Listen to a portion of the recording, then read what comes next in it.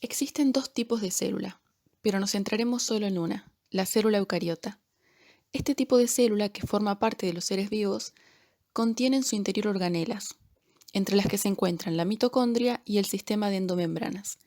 Este último se encuentra formado por un núcleo, el cual posee el material genético y cuya envoltura se conecta al citoplasma a través de poros, el retículo endoplasmático, constituido por el retículo endoplasmático liso, que carece de ribosomas en la superficie, y el retículo endoplasmático rugoso, cuya membrana se continúa con la envoltura nuclear y presenta ribosomas en la superficie.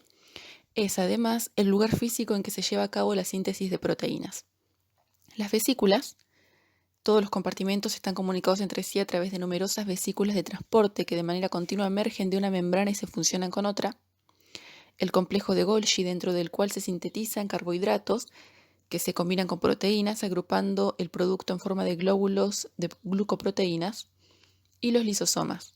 Algunas proteínas y lípidos permanecen en el complejo de Golgi formando parte de sus membranas, mientras que las glucoproteínas salen de él y pueden formar parte de los lisosomas o viajar a la membrana. La otra organela que hemos mencionado es la mitocondria, que constituye el lugar físico donde se produce la molécula de ATP. La mitocondria está compuesta por una membrana externa y una membrana interna, a la que suele llamarse crestas por la forma que presenta. El espacio interior a esta membrana interna recibe el nombre de matriz. La célula está rodeada por una membrana plasmática, la cual consiste en una bicapa lipídica formada por fosfolípidos, que son moléculas anfipáticas, es decir, están sujetas a dos fuerzas. Por un lado, la cabeza hidrofílica es atraída por el agua y por el otro, las colas hidrofóbicas rechazan el agua y tienden a juntarse. A su vez, la membrana plasmática puede ser descrita mediante el modelo de mosaico fluido. Básicamente, lo que este modelo nos dice es que los componentes de dicha membrana se pueden mover fluida y libremente en este plano, ya que las proteínas ancladas en la bicapa pueden desplazarse en ella a través de los fosfolípidos e intercambiarse desde la capa externa hacia la interna y viceversa. Debido a estas características, podemos decir que la bicapa es asimétrica. Esto quiere decir que las moléculas que componen su cara interna difieren de aquellas que componen la cara externa. A su vez, podemos relacionar esta asimetría con el reconocimiento que los virus hacen de las células hospedadoras, ya que para infectarla debe existir una relación entre los componentes de la membrana de dicha célula y el virus. La membrana permite el transporte de sustancias y la comunicación celular. Esta última puede darse mediante proteínas receptoras de mensajes, que se hallan ancladas en la bicapa y a partir de la cual se genera una respuesta biológica. Por otra parte, el transporte de sustancias puede clasificarse de acuerdo al gasto de energía.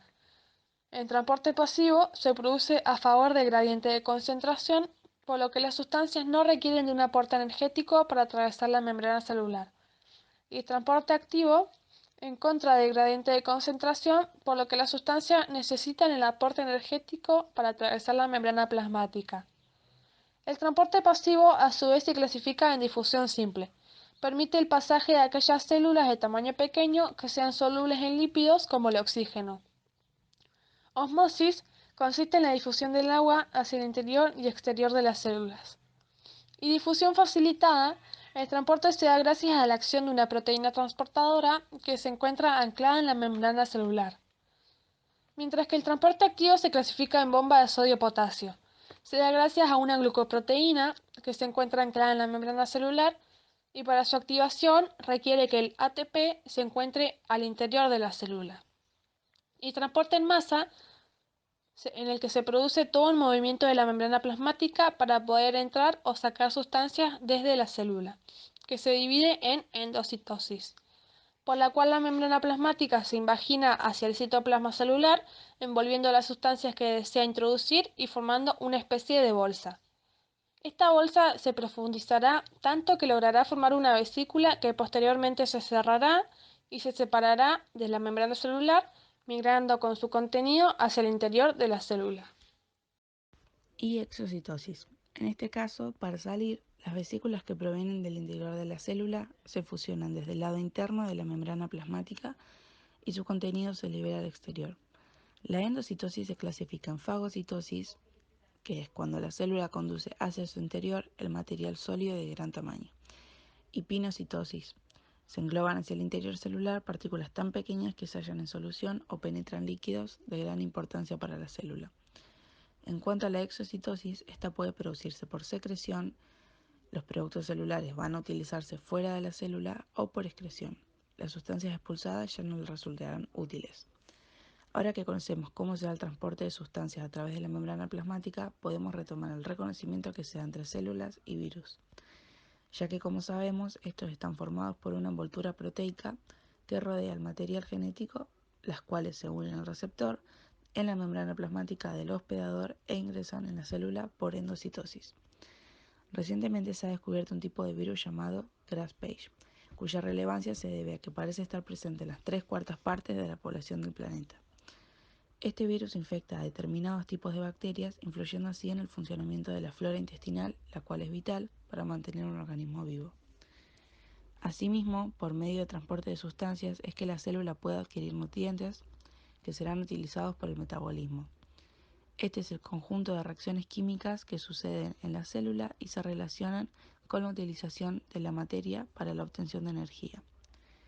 El metabolismo se clasifica en anabolismo, el cual son reacciones de síntesis endergónicas, es decir, que consumen energía, a partir de las que por moléculas simples se forman moléculas complejas. Y catabolismo, el cual son reacciones de degradación exergónicas, es decir, que liberan energía, a partir de las que por moléculas complejas obtenemos moléculas simples.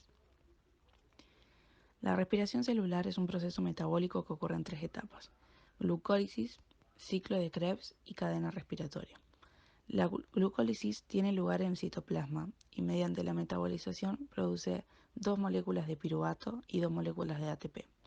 Luego, en presencia de oxígeno, el ciclo de Krebs ocurre en la matriz mitocondrial y metabolizando el piruvato produce 2 moléculas de ATP, 6 moléculas de CO2, 8 moléculas de NAD y 2 moléculas de FAD. Finalmente, la cadena respiratoria ocurre en las crestas de la mitocondria y utilizando las moléculas de NAD y FAD produce 36 a 38 moléculas de ATP y agua.